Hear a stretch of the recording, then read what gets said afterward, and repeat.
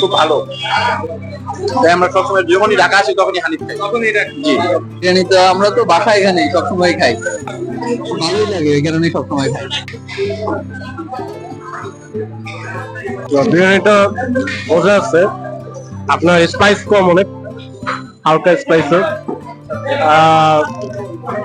আমার ভালোই লাগছে।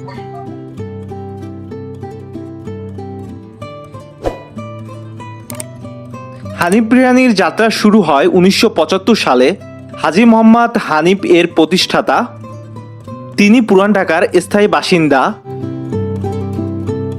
হাজী হানিফের মৃত্যুর পর তার ছেলে হাজী মোহাম্মদ ইব্রাহিম রনি ব্যবসার হাল ধরেন। খাসির মাংসের বিরিয়ানি হানিফের প্রধান আকর্ষণ। ঠিক হাজির বিরিয়ানির উল্টো পাশে দোকান হওয়ায় হানিফ বিরিয়ানির খাবারের মান ও স্বাদ দুটোই খুব মেনটেন করা হয়। না হলে নাজিরা বাজারে হাজির বিরিয়ানির সাথে ব্যবসা করে টিকে থাকা এত সহজ নয়। প্রতিদিন সকাল থেকে মাঝরাত অবধি খোলা থাকে এই বিরিয়ানির দোকান।